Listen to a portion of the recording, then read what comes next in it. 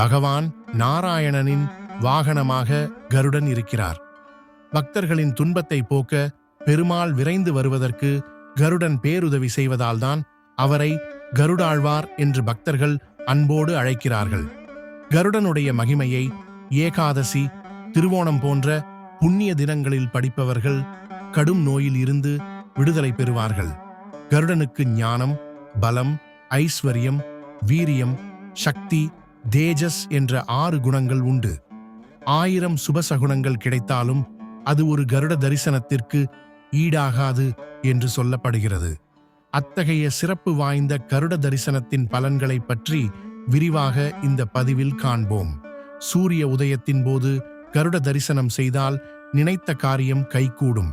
கருடன் வானத்தில் பறக்கும் போது தரிசனம் செய்வதும் கருடனின் குரலை கேட்பதும் நற்பலன்களை தரும்.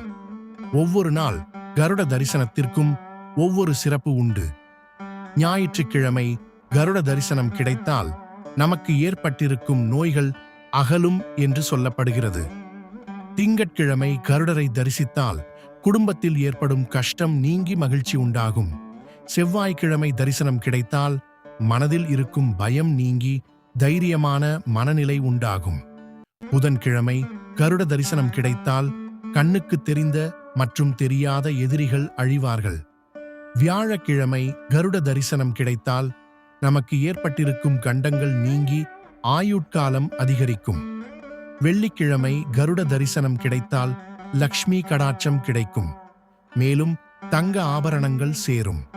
சனிக்கிழமையில் கருடனை தரிசித்தால் நம்முடைய கர்ம வினைகள் அனைத்தும் நீங்கி மோட்சம் கிட்டும் என்று சொல்லப்படுகிறது.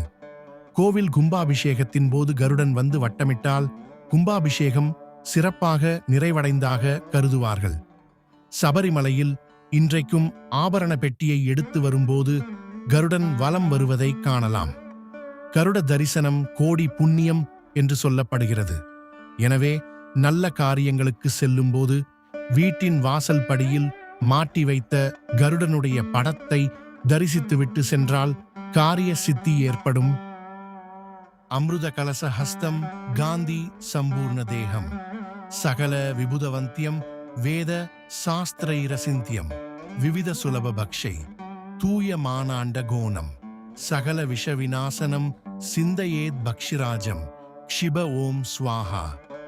பொருள்: அமிர்த கலசத்தை தன் கையில் ஏந்தியவரே, அனைத்து தேவ தேவியர்களால் வணங்கப்படுபவரே, இவரின் பெருமையை யாராலும் விவரிக்க முடியாதவராக விளங்குபவர். இவரின் இறக்கை காற்று அண்டங்களையெல்லாம் நடுநடுங்கச் செய்யும். இவரை வணங்கினால் பாம்பு விஷம் நீங்கும். சக விஷத்தால் ஏற்பட்ட வியாதிகளும் நீங்கும். பட்சிராஜனான கருட பகவானை நான் சிந்தையில் நிறுத்தி ஆராதிக்கிறேன்.